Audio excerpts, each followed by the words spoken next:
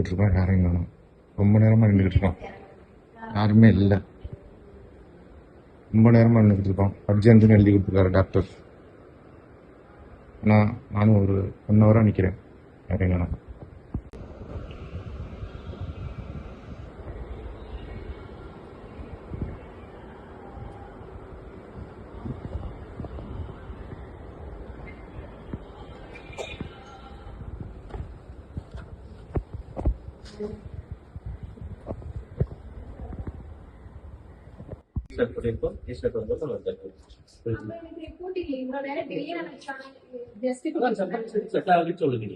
சொல்ல முடியாது. நீங்க வந்து மார்னிங்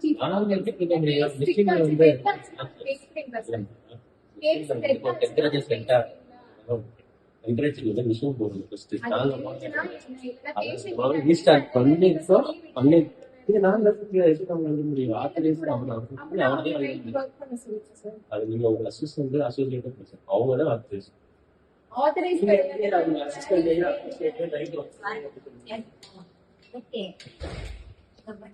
இல்ல சார், நான் பேசுறேன்னு சொல்றாங்க.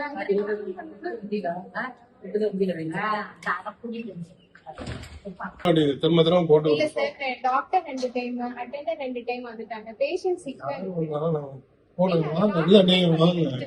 பேஷண்ட்க்கு ட்ரீட்மெண்ட் கிடைக்கலன்னா எங்களால கேட்பாங்க.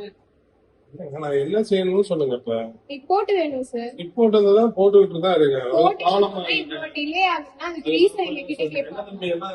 எப்படி சொல்றாங்க, நாங்க என்ன பண்றோம், டாக்குமெண்ட் பண்ணிக்கோங்க, பிரச்சனை இல்ல. இருக்கிறது நான் ரிப்போர்ட் கேட்கலாம், உங்களுக்கு ஏன் டிலே ஆச்சுன்னு கேட்கல. எனக்கு நீங்க அப்படியே சொல்லுங்கன்னு சொல்றேன். அதை டாக்குமெண்ட் அதை நான் பண்ண முடியாது, ஆத்தரைஸ் பர்சன் தான் பண்ணணும். அது காலையில மார்னிங் டாக்டர் வருவாங்க, அவங்கள்ட்ட சொல்லுங்க.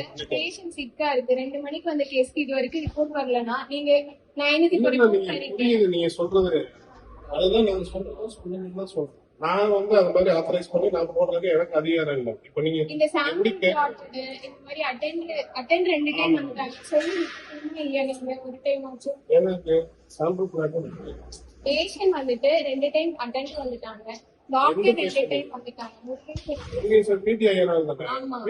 தான் நான் சொல்லியிருக்கேன். இல்ல எங்களுக்கு இப்போ வரைக்குமே இந்த சாம்பிள் ரன் ஆகலன்றது கூட தெரியாது. அதை சொல்லி விட்டாதான் சொல்லிதானே விடுறான். மட்டும்தான் பேஷண்ட் வந்து சொல்லுவாங்க. ரிப்போர்ட் தரேன்னு சொல்லல, அவங்க ப்ராப்ளமா இருக்கு, மிஷின் ப்ராப்ளமா இருக்கு, நீ சொல்லுங்க. நீங்க அப்புறம் வாங்க. மிஷின் ப்ராப்ளமா இருக்கிறது எழுதி கொடுக்க சொல்லி பெரிய டாக்டர் சொல்றாங்க. இல்லன்னா நான் பெரிய டாக்டர் தான் எழுதி தரணும். அதை தான் நானும் சொல்லிட்டு இருக்கேன். அந்த பெரிய எப்படி எழுதி தர முடியும்?